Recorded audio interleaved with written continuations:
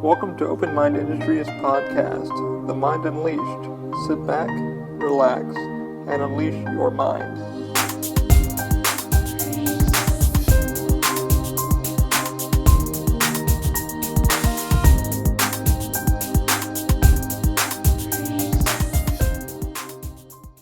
Guys, Mr. Floyd is here. I didn't have the cameras on right now. It's been a while since I've recorded, and let me just check the levels here. We are good. But Eric is author, writer, and he does one of the Blues Brothers at Universal Orlando, so I'm lucky to have him on. We're going to talk about horse racing, how he got into rating and stuff like that, and we're just going to sit back and relax. This one's going to be a free flow, so sit back and relax, and here we go. Welcome, man. How are you? Hey, I'm good, Ali. I appreciate you having me, man. Pleasure. Yeah, awesome. You're such an inspiration to so many people. I just want to say, coming right off the bat, man. I appreciate that. Always appreciate. I know maybe there's some challenges in your life, but you always come across with such a good attitude, and I just want to say that first and foremost, man. You're such an inspiration to so many people. Thank you, man. You've been, you know, just getting to know you as a person, too, is like, because a couple years ago, I knew you as a net performer and stuff like that, but never really got to deep dive with you and really get to know you. And then about a year ago, you're always in our, we call it like the office, stuff like that at work, and he's always writing and, you know, stuff like that. He's always in his mindset, and he just kind of, we start picking each other's brain because he's about sports and stuff like that, and just realized he was a really cool cat, down to earth, and then he wanted to start a podcast, and that's how we kind of picked brains with how starting his podcast, and stuff like that. So it's really cool to find out you're a writer, and this is what you've been working on, and then horse racing was like your biggest thing. I was like, wow. And you're like, dude, we got a lot to deep dive. So we're going to get in a little bit of that too. But how did you, get into horse racing and stuff? What was it? How did it all begin? I grew up in Sarasota, and there was a dog track down there, and I was really into dog racing for a while. But when I moved up to Orlando to finish my degree and start going to UCF, I discovered thoroughbred horse racing. And so the first bet I ever made on a thoroughbred horse race was the 1997 Kentucky Derby.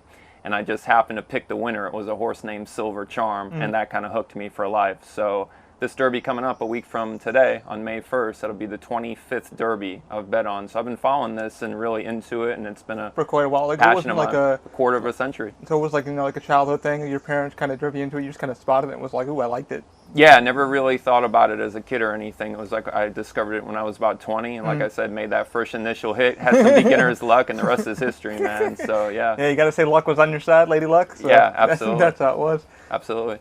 What kind of, what do you look for when you, look into horses? What do you look for the jockey and kind of how that plays a role? Or? Well, I write for a magazine called Southern Gaming and Destinations Magazine. They're out of Louisville, and what they do is they preview different gaming properties across the United States, mostly the Southeast United States, but if a gaming property opens, a casino / hotel that's attached to it, right, they'll do previews, but they have a group of writers who do tip columns on different genres of gambling. You've got craps, blackjack, whatnot, and so I write their thoroughbred racing tip column. And just to answer your question, handicapping is an inexact science. Handicapping means trying to pick the winner of a horse race. Right. It's an inexact science, and different people weigh it differently. Different aspects of handicapping are more or less important to different people. For instance, you'll have horses work out in the morning, like they train for their races. A lot of individuals or handicappers, they'll put onus on workouts. Some people look at the trainers, their record. There's breeding that goes into it. Very much so, yeah. Speed figures, medications, different medications. There's all kinds of factors that go into handicapping a horse race. I'm what you call a class handicapper, and I'm really going to simplify this. But there are 3 classes when it comes to horse racing. You have claiming races, allowance races, and stakes races. And that's really, really simplified because in each of those 3 categories, you have different breakdowns within those categories, I guess subcategories. But basically, when horses win, they go up in class because as you go up in class, there's better purse money. Oh. And if horses don't do well for a while, they will drop the horse in class. So kind of like the stock market kind of view. Okay, that's how that kind of works. Like I said, I'm all new to this. I don't, I grew up in, upstate New York, Albany, New York, and we knew about Saratoga Raceway up there. But mostly, I never really went to a couple races. People did betting, but I never knew it as much as you knew it. As like, there's a science to, how they train, how many hours, the horse actually goes put in. And then the rest period, I'm like, oh, it's like a sport. And you're like, exactly. You just don't know. It's a crapshoot because you're watching each number. And I was like, oh, it's like the stock market. It's like that. Exactly it. Trying to teach somebody handicapping would be like teaching somebody, okay, I'm going to teach you Mandarin Chinese or in an hour. It's not going to happen. No. It's taken, I've been handicapping races for 25 years, and you never stop learning. Wow. You have to stay humble and draw on different people and sources and different angles, they call it, and you'll find your niche, what's important to you. I put a lot of onus on speed figures and a lot of onus on class, but other people, I know a gentleman, he's the racetrack caller up at Woodbine Racetrack in Canada. His name's Robert Geller, a really good friend of mine. He strictly handicaps off what the horses look like when they come out for the post parade. He's an expert on horse body language. Really? He can tell by the muscle mass and just how they're...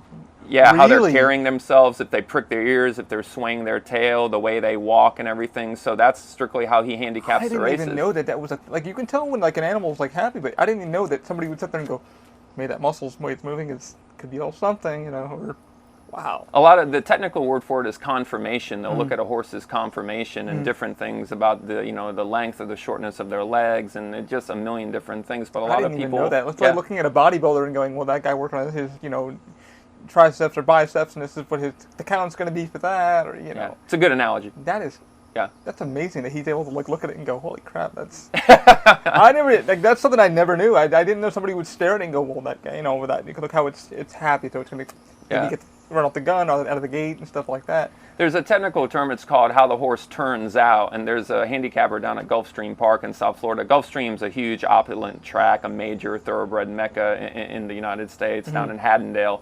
And there's a handicapper down at Gulfstream, and her name is Katen Bradar. She works for TVG. That's a horse racing network that's out of LA. But Katen Bradar is an excellent judge of conformation, and she does a lot of that too. She'll pick the horses coming out of the paddock when they're saddling the horses in the paddock and getting ready. And she said, this horse looks really good. Maybe not look good on paper, but keep an eye because he looks like he's feeling good, or he or she looks like they're feeling good today. That's crazy that they're their science goes into the analogy of that. It's let me just take a look at it and I can analogize.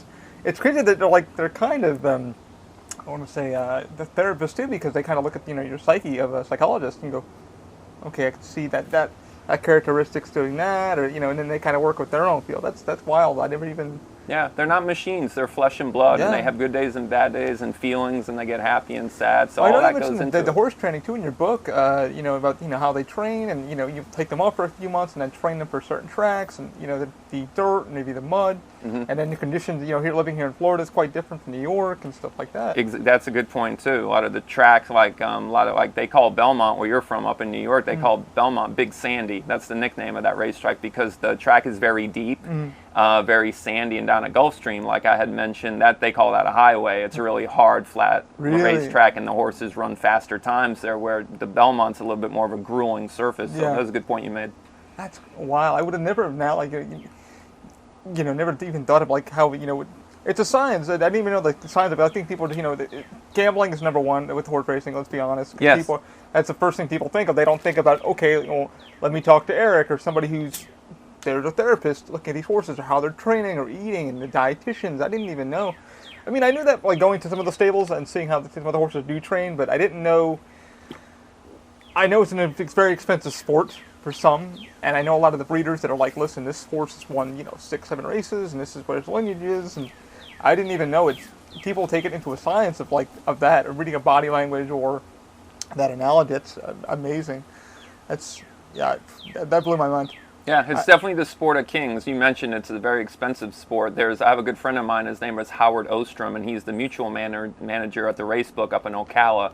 But the OBS sales, the Ocala breeder sales, that's the second biggest thoroughbred auction site in the United States outside of Keeneland. Because I knew a farm up in upstate New York, the guy was doing, horse breeding, and he's the sperm alone, just the breeding, the sperm was $2,600 at the moment. Well, that's a good point you make. Actually, the money in horse racing is not on the track, but it's in the breeding shed. It's in the stud fees and anything. And he was telling me that he's like that horse right there, and it's $2,600. I'm like, for what? He's just to breed. A stud, they call it a stud fee. They'll have certain horses that retire, and then they say if this horse stands for this amount, that's what it'll be, and then they'll assign the amount. But just to circle back to my friend up at OBS the sales, I go to the auctions and we hang out and we watch the horses. So I've seen a horse sell up there for $4 million. So it's definitely the sport of kings. It's definitely.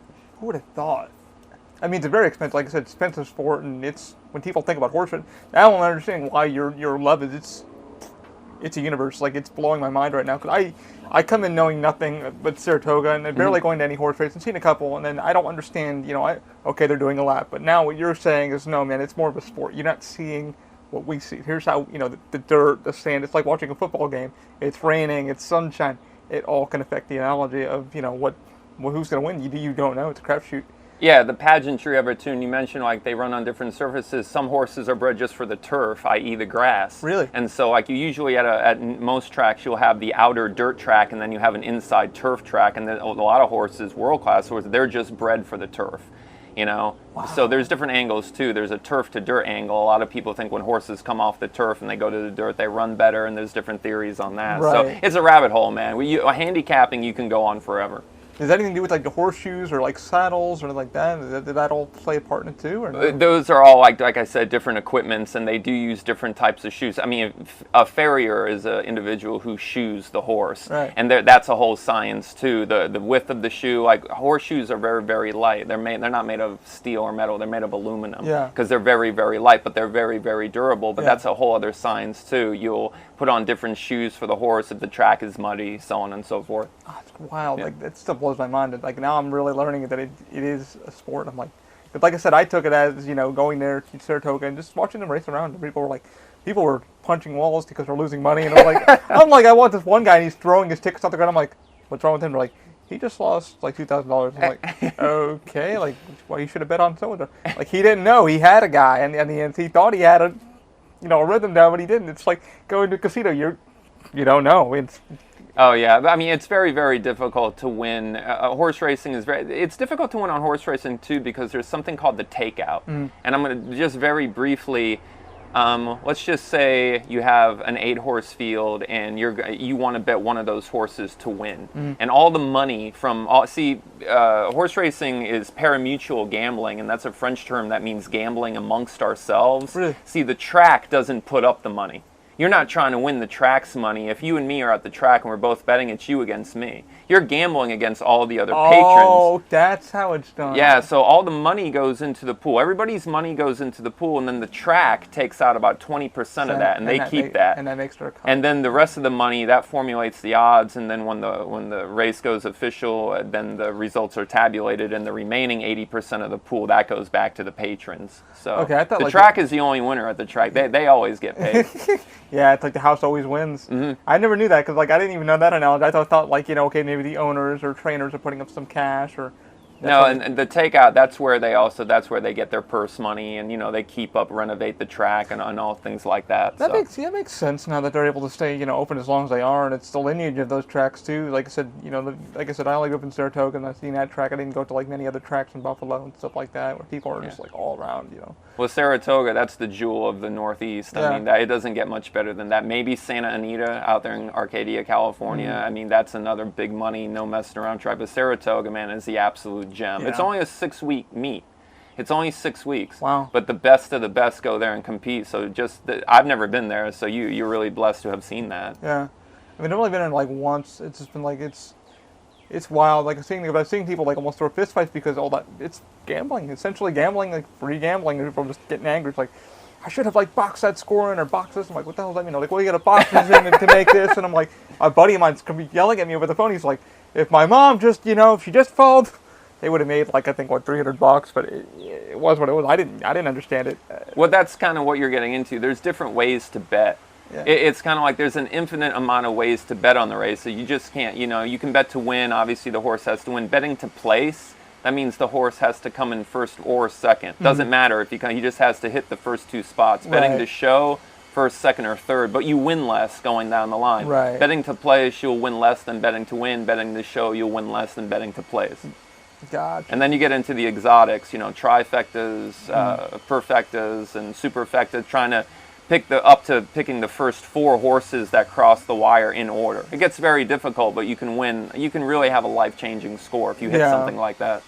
What kind of made, like, when your first bet happened, you said it was like an epiphany of like, oh my God, I love this, like, and you kept doing it, or, what's your kind of take on it, of, betting and stuff like that? Well, I think it's just, I think when you get into it and you have beginner's luck and it's just like, oh, wow, you think all of a sudden you found the key to retirement, but you find out very quickly that horse racing, I think out of every gambling genre, is the hardest to win consistently. If there's such a thing as a professional horse race player, I've never met them. No. And I've met all kinds of thousands and tens of thousands of characters at the track, but I've never met a pro, somebody who makes a living, because it kind of goes back to what I said, the takeout. Mm-hmm. To make a very long story short, not to get confusing, but if you go to the blackjack table, the house edge is 1%, 2%. And like I mentioned, the takeout in horse racing is 20%. It's very hard to overcome that takeout. And so it's very hard to make a living betting the horses. I mean, I do it for fun, for pleasure, enjoy the races, get out, get some air, and just enjoy it. What would be the one track you really want to go to? I mean, you mentioned California. Belmont. Belmont would be one. Yeah, I mean, even over Churchill Downs where they run the Derby, because Belmont is just it's so steeped in history, and it's kind of where the Triple Crown was born. I mean, if that's something I want to talk about, like what is the Triple Crown of thoroughbred horse racing, because that's going to kind of be the center of what we talk about today. So we can dig into that if you like to. Yeah, well, the Triple Crown is made up of 3 races, and it's held every year in the springtime, and the first race of the Triple Crown is the Kentucky Derby, the most famous horse race in the world. Everybody knows the Kentucky Derby. I know of it. Yeah, I don't know. Like I was starting reading his book last night through Kindle, and I'm not a very fast reader, so I have it automatically reading it to me through the person. It's like, okay, now I'm kind of understanding of Secretariat, where they retire. That's kind of where I got. I'm like, okay, this is what I'm getting at. Yeah. So the Kentucky Derby is run on the first Saturday in May every year. So that's the first leg of the Triple Crown. 2 weeks after the Kentucky Derby, the Triple Crown goes up to Baltimore, and there's a track up there called Pimlico, and they run the Preakness Stakes there. That's the second leg of the Triple Crown. And 3 weeks later, the Triple Crown goes to Elmont, New York. That's where Belmont Park is, and that's the third leg of the Triple Crown. So the Triple Crown, 3 races over the span of 5 weeks. The 3 races are run at different distances. The Derby is 1.25 miles, the Preakness is 1 3/16 miles, and the Belmont is 1.5 miles.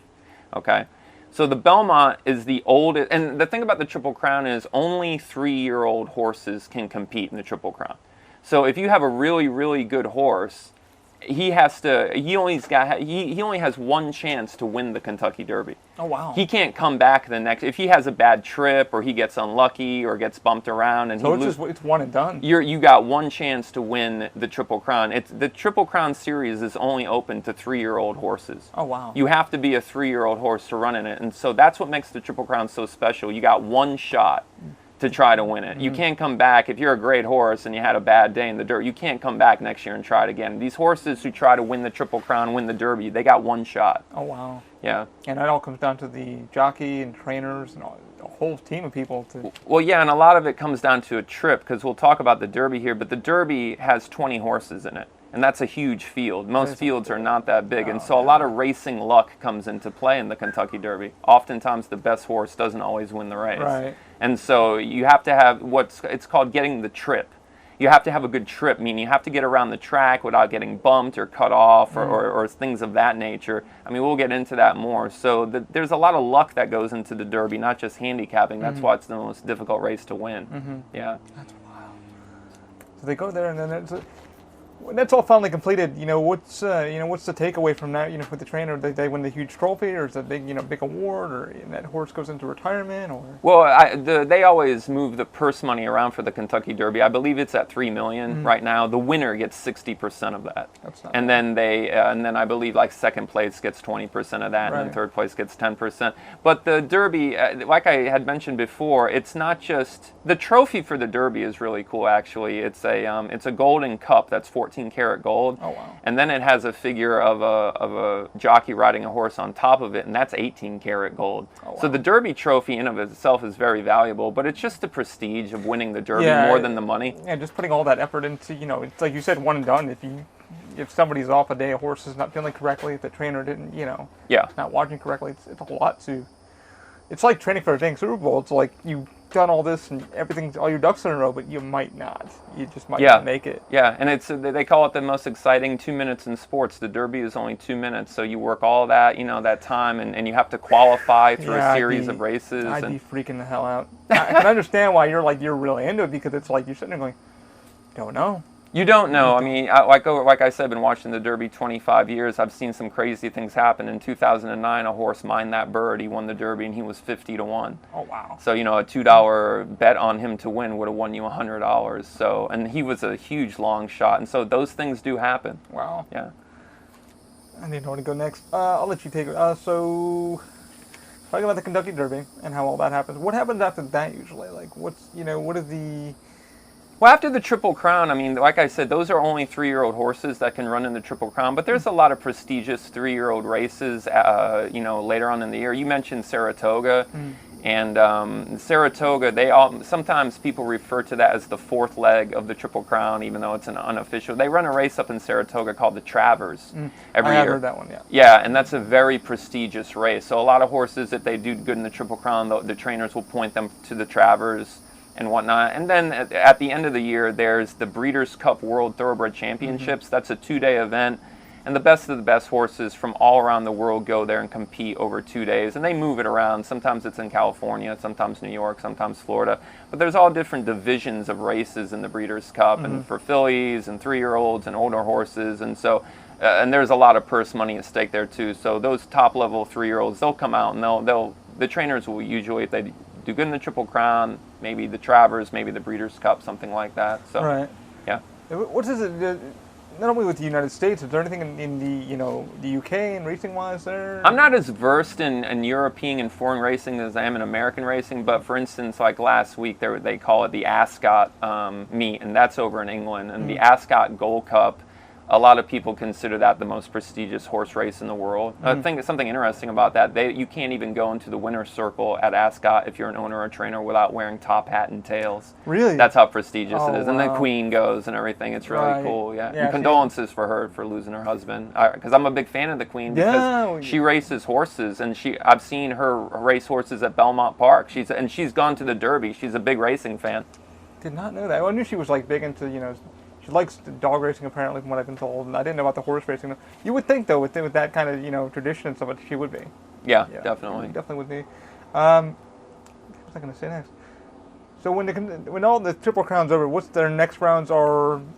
Like I said, maybe the Travers, maybe the Breeders' Cup, and then some of them will retire if they've done well. They'll put them out to the breeding shed.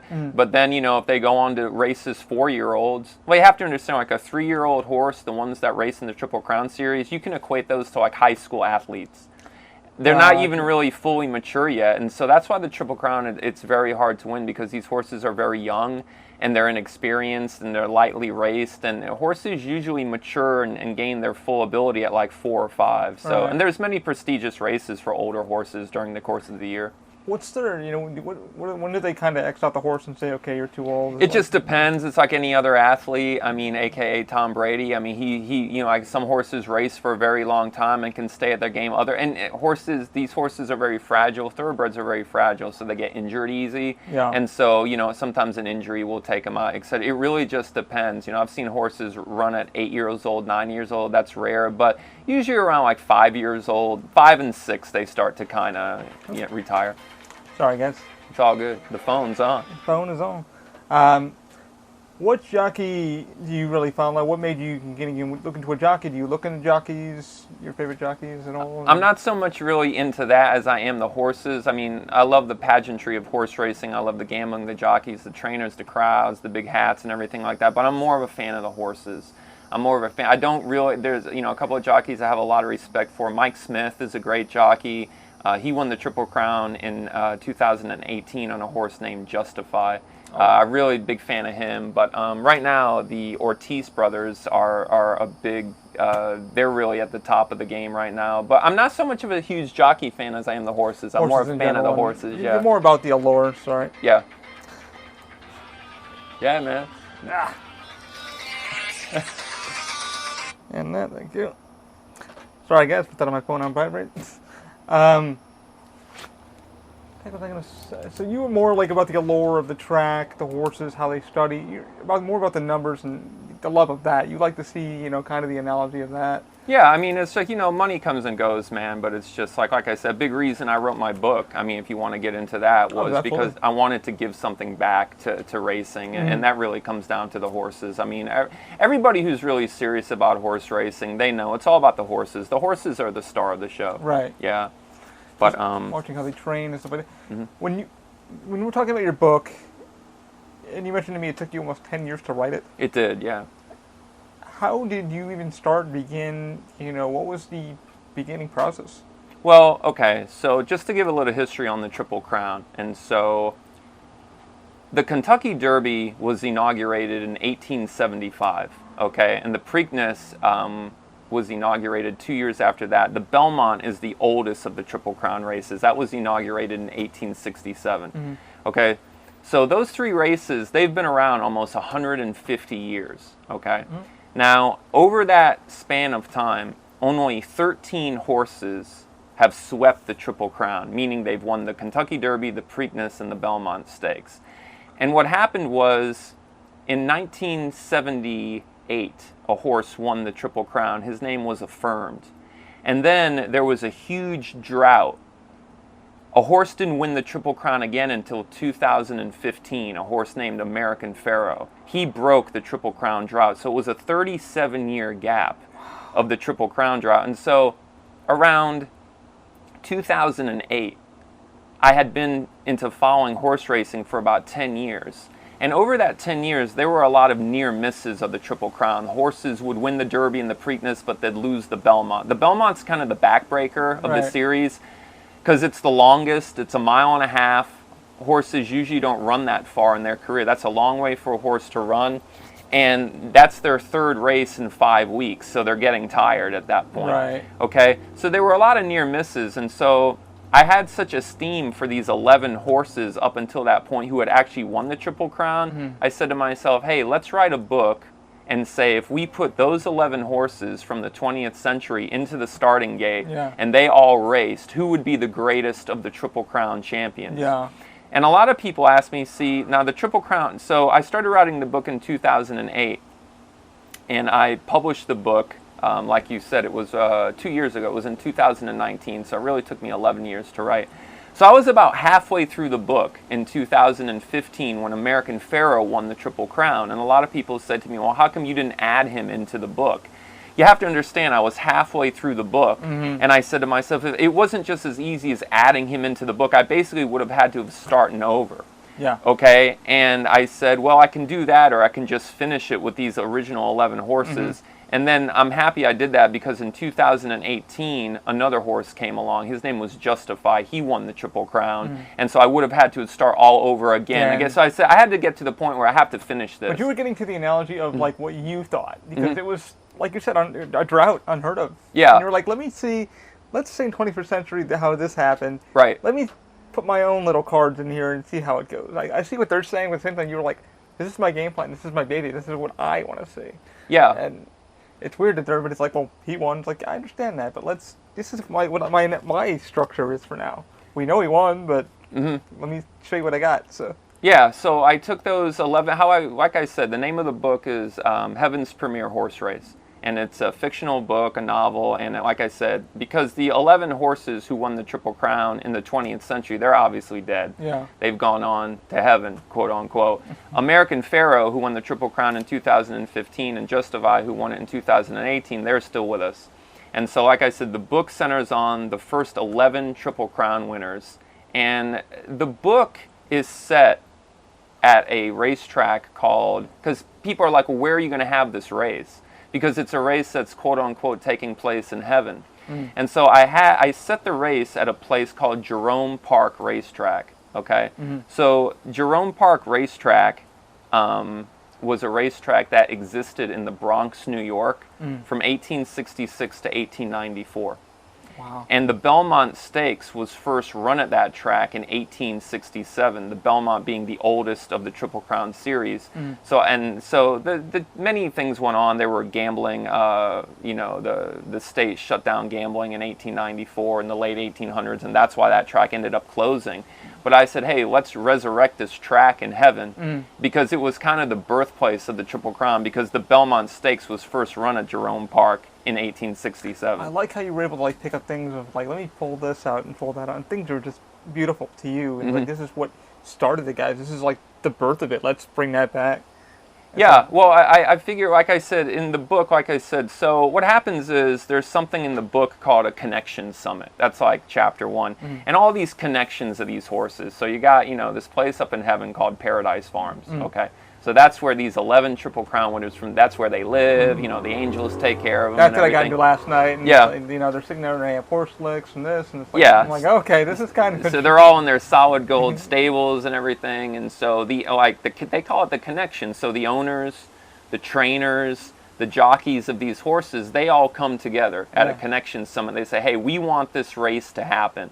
But they have to come up with the specifications, like how long is the race going to be, and different things like that.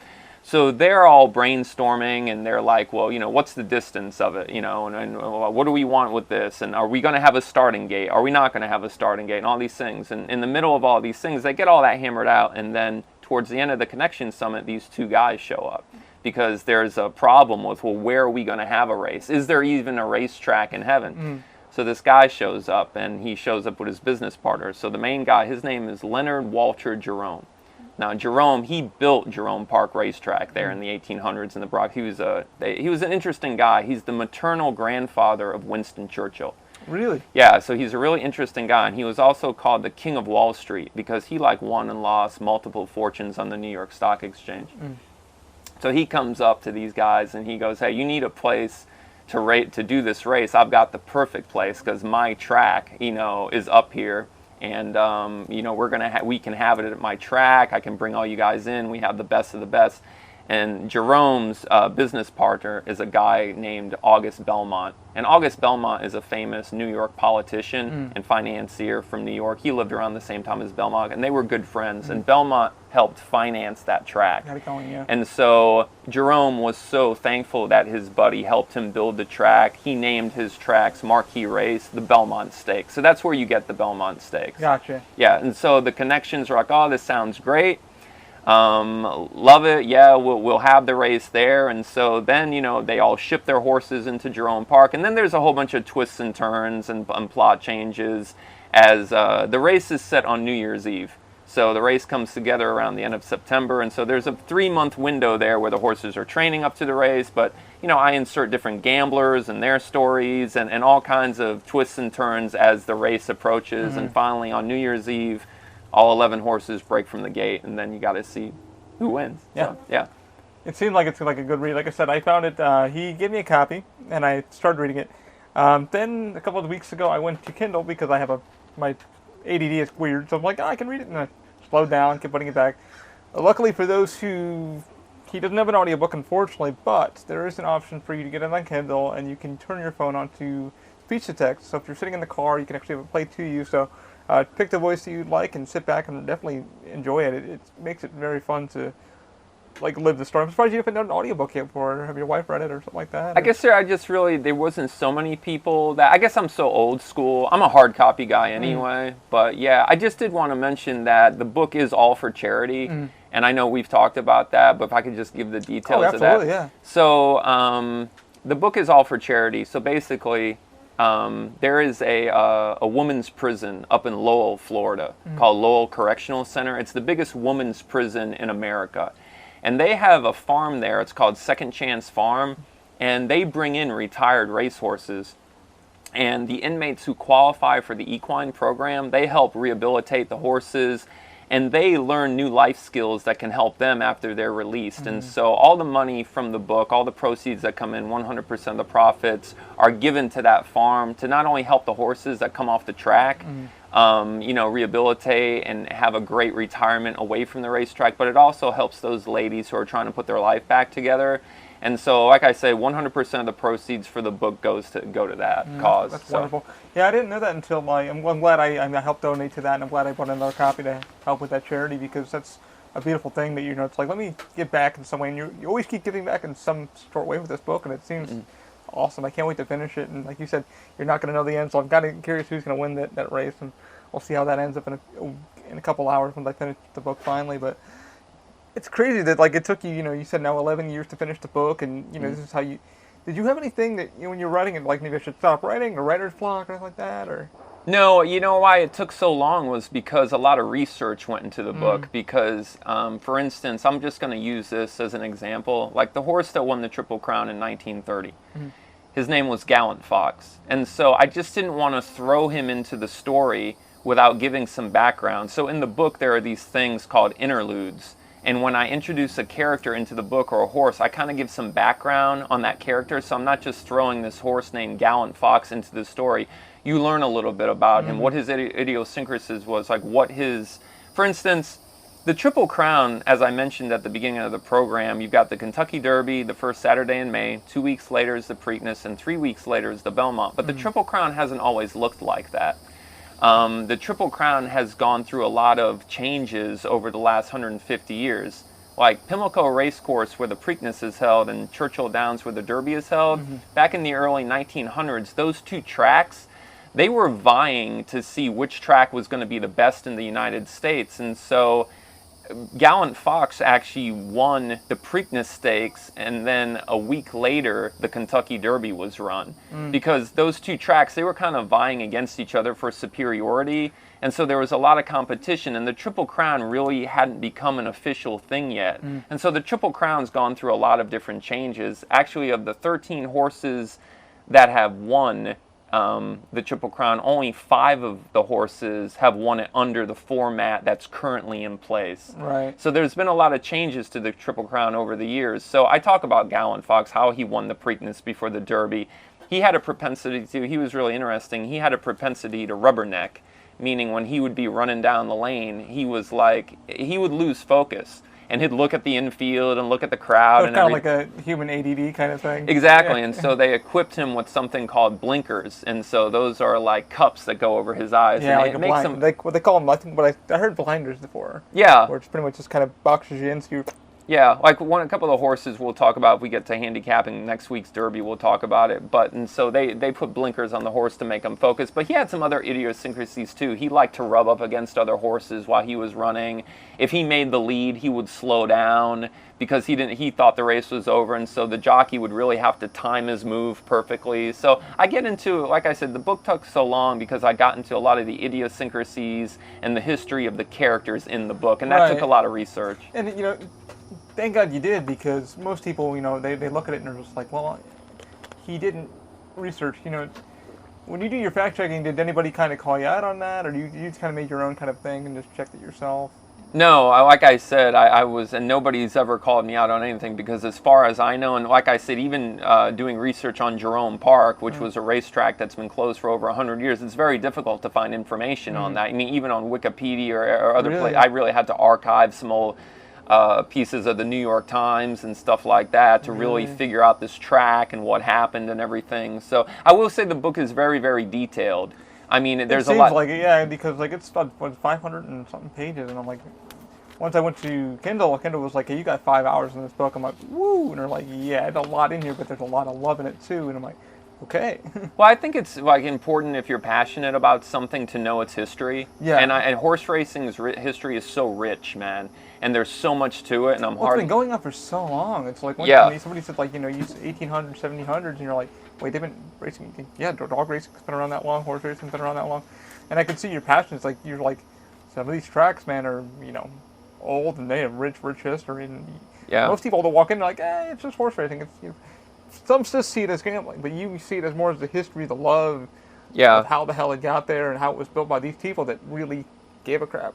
Yeah, like I said, there's like horse owners, I mean, who really, really, there's been some bad press on how they treat horses and whatnot, but every horse owner I've ever met, they treat those horses like their children. They give them the best of everything. Yeah, that's all really I've seen. I've heard something in New York that happened. They found a trailer that was, for horses and malnutrition, but this was like a couple years ago in upstate New York. But other than that, at the places that I went to, everybody was super lovely. All the trainers and people that were very nice, pet the horse or whatever, they love to be pet or touched or whatever like that, so. Yeah, they all have different personalities too. Like, that's a good point. I mean, some are really, really mean. They don't want nothing to do with anybody. Others are big dogs. They're big teddy bears. So, they have personalities. Like I said, they're flesh and blood, man. I mean, they're not machines. So, yeah. there anything else you wanted to get into? I know you had a couple things we wanted to go over. You want to talk about the Derby a little next week? Try to give your listeners a chance to make some money? You know what? I don't see why not. All right. I just want to say, I guess, first of all, a lot of people are like, we will talk about it, but like, where... Oh, let me say this first about the book real quick. Yeah, go ahead. Just the book is available on Amazon. All you got to do is type in Heaven's Premier Horse Race. And I'll put a link in the description for you guys. Cool, yeah. So I just wanted to, and like he said, it's available hardback and Kindle. But Kindle, and I think it's on hardback, Kindle, and a few other places that you can get it. Those are the only two that I know of. But yeah, definitely get a copy, guys. Really cheap. It's about $4 if you want to get the Kindle version, and then for paperback, I think it's like $14. But it is going to a good charity, so definitely do that. I'll put a link down below in the description for you. Yeah, I thank you. I appreciate that, man. No worries. But a lot of people are going to say, well, you're going to talk about the Derby. Where am I going to bet it? And I'm not affiliated with either of these platforms, but TVG.com is a really cool platform, and they give sign-up bonuses, a lot of sign-up bonuses. You can go on there and sign up. You can get, some free money to bet and whatnot. And another good one is Twin Spires, and they have sign-up bonuses, completely legal here in Florida, so it's completely legit. I've used both of those platforms for years and years. I'm not affiliated with either. I'm not getting a kickback for any of this, but if you want a place to bet, TVG.com or Twin Spires, I would recommend. Yeah. But yeah, so a week from today, May 1st, is the Kentucky Derby, and you want to talk about a few of the horses that are going to be in? Yeah, man, I'd love to know about more of that. Well, like I said, all I know is Secretary and all the other ones that Yeah, he's not running this year. Too bad, right? Yeah, no, right. Everybody's like, he's back? Yeah. I mean, if you watch Craig Ferguson's old show, he used to have Secretary running around in a little suit. But, Yeah. But anyway, so it is kind of difficult, I just want to say this, to predict the Derby winner a week out, because they haven't drawn for post. And he has notes here, guys. He's got his check bag. We'll see what he's got for you. But they haven't drawn for post position yet. No. And so, no, they do that on Tuesday. And so there's 20 horses in the field. And what post position is not something I usually pay attention to, but post position in the Derby is very important. And the reason it being is because when they break from the gate, if you go onto YouTube and look at any edition of the Kentucky Derby, like if you go on last year and just look up 2020 Kentucky Derby, you'll see what I'm talking about. When they break from the gate, those horses that are on the outside, like those horses 10 through 20, they all gravitate in towards the rail. And they do that because they don't want to get hung wide going around the first turn. Because every path a horse is off the rail, they lose a length going around the turn. So if a horse is 4 paths wide going around the turn, he's losing 4 lengths. They call it losing ground. Yeah. So like the shortest point between 2 spots is a straight line, right? And for an analogy for those who are into horse racing, if you watch motocross, something like that, that's exactly what he's talking about with dropping the gate. Yeah, exactly. And so post position is really big because those horses on the outside, they'll come in, they'll gravitate in. And some of those horses that break out of post 1, 2, and 3, they get slammed up against the rail. Yeah, and you really got to, like you said, it's up to the jockey to really understand the horse and, okay, once you break from the gate, you usually have a couple of seconds to either get the whole shot or just kind of hold in there for the, that long run. And it's just like, motocross. You're just trying to get that whole shot to stay ahead. Yeah. And keep, either, your bike or your horse, keep it calm, keep it focused, because, like you said, each track is different with sand and dirt, and you're just like, okay, we got this. Yeah, but anyway, so your favorite for the Derby this year is going to be a horse named Essential Quality. He's going to be your favorite this year. He's probably going to go off around 5-2, 3-1. But he's going to be your favorite. He's your 2020 2-year-old champion. The horse has never lost. He's 5 for 5. Really? Okay, and he's actually trained. It's a really cool story, Ali. He's trained by a guy named Brad Cox, and he's trying to become the first winner of the Derby that was actually born in Louisville. So it's never happened before. That's intriguing. Yeah. That has a good backstory. And so he's 5 for 5, never lost. In his last race, he won a very prestigious prep race for the Kentucky Derby called the Bluegrass Stakes. And he was tested in that race by another horse named Highly Motivated, but he gutted out the win by half a length. So this is a very good horse, and he's a really pretty horse. He's a roan or a gray. He's a really beautiful horse. Yeah. And, I couldn't knock anybody betting this horse. I really, if you said, hey, I'm going to bet Essential Quality to win the Derby, I couldn't talk you out of it. No. But at the same time, it's funny, when I first started following the Derby, for about the first 10 or 15 years, the rule of thumb was, never bet the favorite. The favorite never wins. Really? But in recent years, actually 8 out of the last 10 years, the favorite has won the Derby. I mean, starting in like 2013, Right. you had a favorite named Orb. In 2014, California Chrome won the Derby. 2015, American Pharoah won the Derby. These are all favorites. And so even in 2019, the favorite won the Derby. He was a horse named Maximum Security, but he got disqualified. It was the first time it ever happened in the history of the Kentucky Derby. So the favorites have done very well lately. So I couldn't, knock anybody who wants to take this horse. Yeah. At the same time, we were talking before we went on the air that this isn't the strongest Derby field that I've seen. And so I don't think, it's a bad idea to maybe take a longer shot. So we can talk maybe a couple other of those horses. Absolutely.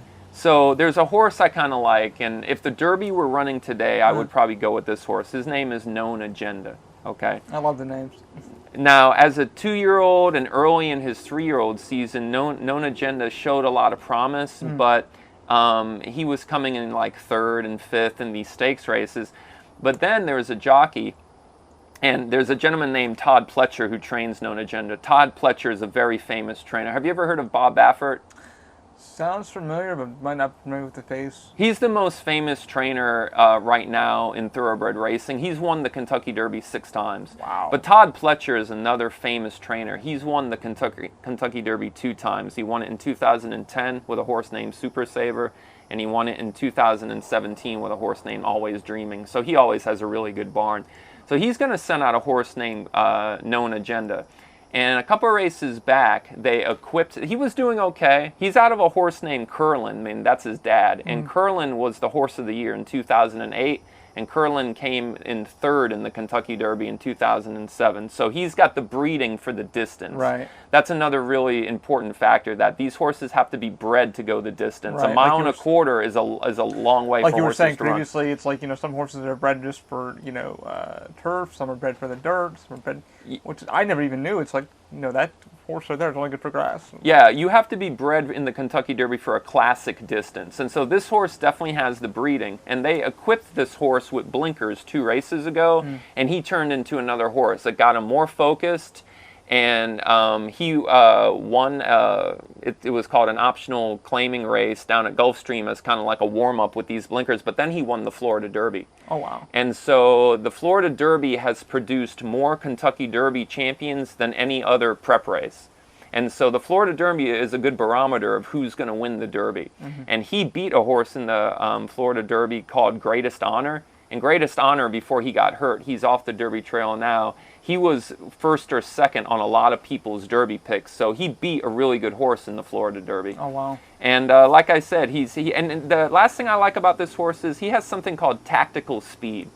And a horse that has tactical speed means they can win from anywhere. See, horses have different running styles. Some can only win on the lead. Some come from all the way back. Yeah. But Known Agenda has tactical speed. The jockey can put him wherever he wants to in the race, and he can still win. That is fascinating. So he's, like I said, he's a horse I think has a good shot, and I think maybe he'll be your 3rd choice, maybe 5, 6, 7 to 1, something in there.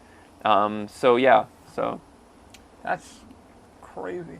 Like, I never heard of that technical advantage, but I didn't even know jockeys can kind of even, like, okay, let's save the energy for here, stamina for here, and I find that very intriguing. That's awesome in my mind.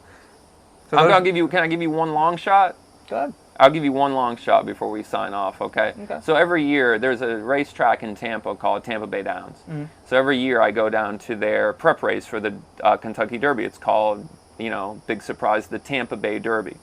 And a lot of horses have come out of the Tampa Bay Derby and gone into the Kentucky Derby and have done well. Not necessarily win, but they've done well. It's called, if you come in 1st, 2nd, or 3rd in a horse race, it's called hitting the board. And so I'm going to give you a long shot maybe to keep an eye on. I think he's worth maybe a couple bucks to hit the board, to come in 1st, like you'd bet him to show. But his name is Helium. He's only run 3 races in his life, okay? Oh, wow. And he actually is out of Canada. He was running up in Canada, but then on his 3rd lifetime race, he came down and he won the Tampa Bay Derby.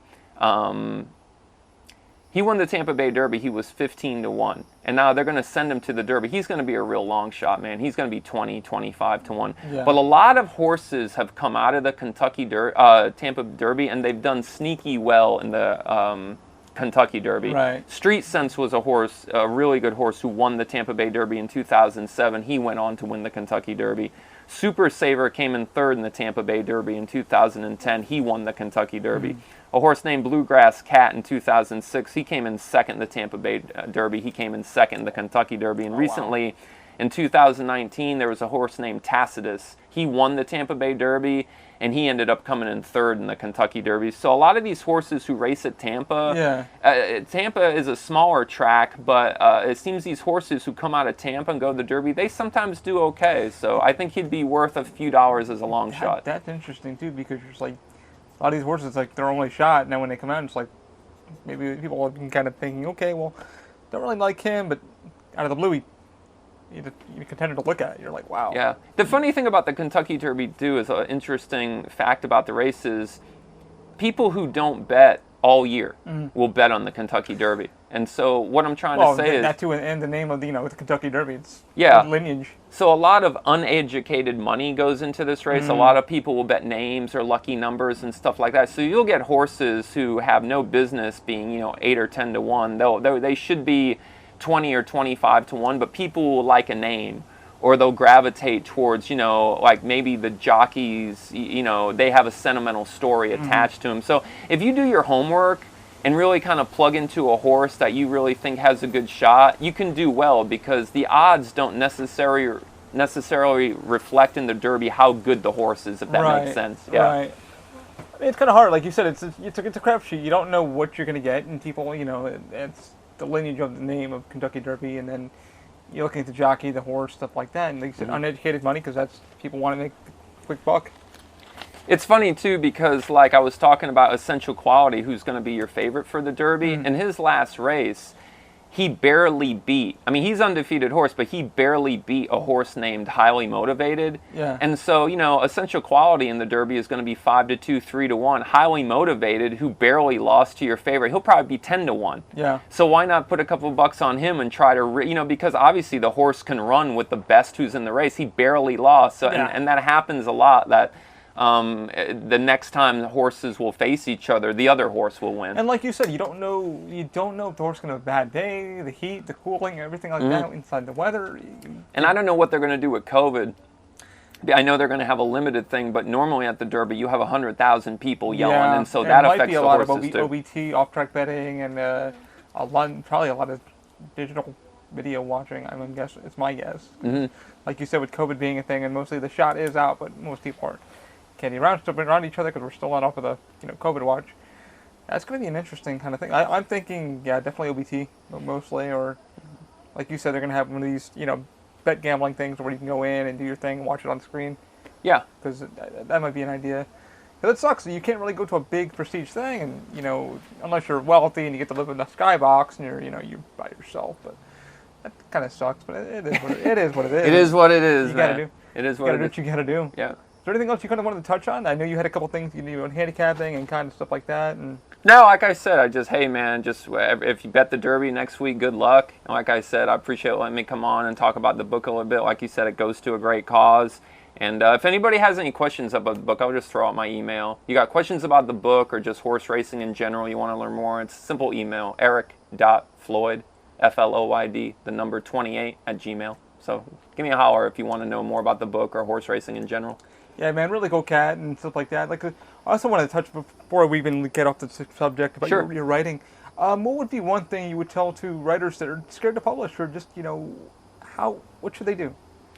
It's just like, I think, don't let failure, the fear of failure stop you from something, because I think, when you're on your deathbed, you don't want to have any regrets. So if you say to yourself, hey, I want to write a book, and, even my book, it's a very niche book. Right. Number one, horse racing is not the most popular thing in the world, and, like you said, most people who are into horse racing, they're more into the betting aspect of it. They're not really reading. So my book is a niche within a niche. And so, like I say, people like, I like KDP, Kindle Direct Publishing, if people are interested. It's a very user-friendly platform. They've, as far as getting paid and everything's been good with that. And I would say just do it, because it's very, very easy. Yeah. And then, you know what? Writing the book is the easy part. Marketing that's where you have to hustle. Because it's kind of like these days, kind of like take your podcast, and I know we talk a lot about podcasts because I do one too. Now anybody can do a podcast. Anybody can write a book. So how do you differentiate yourself? How do you separate yourself? You have to be creative, and you have to really, I mean, I feverishly market my book all the time. Mm-hmm. I'm always on, social media, pushing it. So, no one's going to come find you. Right. But if you write it and you believe in it and you believe it, just don't give up and keep marketing it. And so, that's it. I think that's what people are more terrified of, because I get a lot of friends that are writers and they're like, I didn't know he wrote. And I'm like, dude, he's always writing. He's got this is his third book. And you've published before. And I was looking at Amazon. I'm like, oh, you have published before? And you're like, I have. It's just, it takes time. It takes, effort. Yeah. And you got to have the courage to go, F it, let me just put it out there. It's a labor of love. I mean, like I said, I worked on that for 10, 11 years. Will that all ever come back to me? I don't know. But I have the satisfaction of knowing, I would rather shoot for my dream and miss than not shoot for it. And so exactly. if you have a dream, like I said, if you're out there and you're writing and you want to go for it. And then just, if you believe in what you have, relentlessly market it. Yeah. You have to market it, because no one's going to come find you. No, and they're not going to come knocking on your door going, oh, we found out about this book, because I plugged this book, and I'm glad I bought another copy to, do it on Kindle, because, like I said, for those who have a hard time reading or ADD issues, that's probably the best thing to do is go to Kindle, go to your iPhone or your Android, and you can use the audio feature, and it works so well. I'm like, because I was wondering, why didn't they have an audiobook? I know your wife does a lot of voiceover, too. Mm-hmm. You'll hear her voice in his podcast also. And I helped him start his, and that's why we picked each other's brains. He goes, hey man, how do I start my own podcast? How did you start yours? And I gave him a lot of tips. I mean, I'm still new to this too. This is my second or third year doing a podcast. And I was nervous. I was terrified. The people that made me want to do it was friends, and then Kevin Smith, who's a major big name. If you don't know who he is, film director of Clerks and stuff like that. He always tells people, go ahead and start it. Do it. It's not that hard. It's not that expensive. The thing that made me terrified was the pricing of podcasting and then publishing. People are terrified of that, trademarking and stuff like that. Luckily, I found a good trademark attorney for my company, which what I do, and it costs you money, but at the same time, you, like Eric said, you can't be discouraged. You got to just go for it. Yeah, it's terrifying, but Lipson. If you guys want to really get into podcasting, Lipson's one thing to go. I told Floyd about that. We picked each other's brains for about a good hour one day. He's like, hey, can I pick your brain for a quick second? I said, yeah. And luckily, I went down the rabbit hole one day because I had it on through my website, and then from the website, I wanted to get it down to iTunes, and that was like my goal. iTunes was a big thing because everybody's on iTunes or Google Play, yada yada. And luckily, I spent a month of learning it, and I was like, oh, what's Lipson? How I found that out was to Chris Hardwick's podcast, Nerdist, or Idiot. The way he calls it now is he calls it Idiot. And he interviews a lot of celebrities. He's a big nerd and stuff like that. He's done the Walking, Talking Dead, stuff like that. But like I said, don't be afraid. Start it. Put it up there. For me, it costs us like $15 a month. I was telling Floyd how cheaply it costs. And you get Audacity and you just do your thing. You just find something that works for you. And I'm so grateful to help you out with your podcast, because you now got new equipment and stuff like that. I'm glad you're enjoying that. And it's good to pick your brain about all that stuff, because you're like, hey, man, how do I start this? Or it's good to pick people's brains, because I didn't know where I was starting, and now I'm able to give a little bit of insight to you on how to start yours. And I know you moved on to another church and stuff like that, to your new style podcast.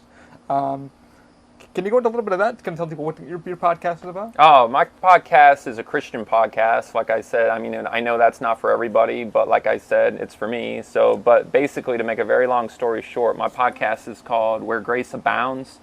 And the main gist of the podcast is I talk about something I'm passionate about. It's called the complete gospel of the Lord Jesus Christ, meaning, a lot of people think the gospel is, okay, I believe in Jesus and that he died for my sins and the Father raised him on the third day. I believe in that and I go to heaven. And that's true. Mm-hmm. That's 100% true if you believe the Bible. That's my reality. I don't know who's listening, what their reality is. That's my reality. Mm-hmm.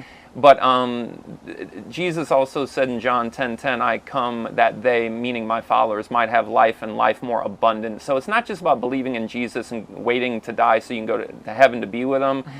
It's also about having victory in this life. That's really the gospel, the good news. And so I promote that. I talk about that. And then I have guests on who are living victoriously through the gospel. And God has opened a lot of cool doors from my podcast. I've interviewed a lot of cool people. I interviewed the CEO of the Orlando Union Rescue Mission, the president of the Central Florida Christian Chamber of Commerce. I've had writers, film producers on, pastors from across Orlando. So God's opened up a lot of doors, and I'm grateful for it. And like I said, I'm on all major platforms like you are. Yeah. And It's just like this is what podcasters do. We help each other. I just had a woman on. She's a credit expert, and she has a podcast, and we're cross networking. So that's what this is about. Oh, it's all about marketing and helping each other. And I'm so glad I was able to help you out, because you're like, hey man, where do I begin? Like, what do I buy? And I'm like, dude, look what I got. I got a small little Zoom with little lapel mics. That's all you need. Yeah.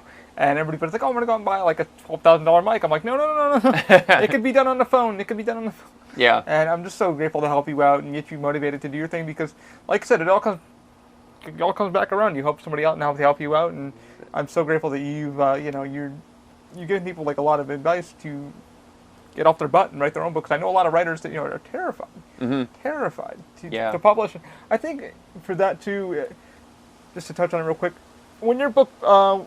When you're writing, were you a little terrified of what people were going to say, or You're always going to have your haters, It's just like you have your reviews, and people are like this, and then you can't please everybody. You know what, man, Ali, as an artist, and I think we're both artists, and I think as an artist, if you're happy with it, because when I look at my book, when I look at the content, what I wrote, I know what I put into it, and I'm happy with it. So if I'm happy with it, I can live with the results. I have a friend of mine, and she tells me, she's the president of the Central Florida Christian Chamber of Commerce. She says, obsess over the process, not the result. Just obsess, make it the best you can be, and then, the rest, man, you've done all you can do. Yeah. Because you're always going to have your haters, you know that. And most of the time, haters, they're not doing anything. They're just sitting around hating on people. They just want to hate on you. They want to make sure you're not pushing forward your goal. Exactly. If they can keep pushing you every day, making you not get out of bed, or, doing what you feel like you want to do, or going to work, it's like, that's their goal. They've achieved their goal. You need to get up and do your own thing. And like I said, people are just so terrified to put the work out there. And when I first started this podcast, everybody's like, aren't you scared of your voice? I'm like, no, I'm not scared of my voice. Aren't you scared of your eyeball? I'm like, no, I'm not scared, because I listen to a lot of podcasts that are, in opinion, not very well edited, which they don't need to be. If it's fun, if it's exciting, I'm still listening to it. Yeah. And like I said, it's cool to see your numbers go up, and because you were like, how do I get it out there? What do I do? And it was so good to push it for you and get it moving. I'm so grateful you're now moving forward in yours, and it's been just a pleasure getting to know you and knowing that you're a person, because you're just the guy behind a keyboard most of the time, just typing away and writing your articles. I'm like, and guys, he's a really sweetheart of a guy. I know many people from work are just like, he doesn't talk. I'm like, he's busy working. They're like, oh, I'm like, he didn't say well. I'm like, he probably had headphones in, because he's busy editing. I mean, one day I sit him and he has his whole notebook, and he's just like, hey man, can I pick your brain for a minute? And he just picks my brain about fun stuff, and he's a really cool cat. Pleasure to get to know you over these years. You too, Ali, man. Obviously, like I said, you're an inspiration to so many people, man. I really appreciate having me on, man. It's been a pleasure, man. I hope to have you on again. Maybe we can, at the end of the week, we'll do a check-in on how the Derby went. Oh, my goodness. I'll give you a quick Zoom call. I'm like, hey, Eric, how'd it go? All right, yeah. Let's do that. Let's check in next week and see how the horse race went, and see if Eric was right on all his stuff. Before we jump off, anything else you want to add before we jump off for the horse racing stuff? Or? No, hey, man, if you bet the Derby, good luck, and just, man, all horses and riders come home safe. That's the most important thing. Right on. Yeah, man. I hope you guys enjoy, man. Keep an open mind. Have a great one. I'll talk to you guys later.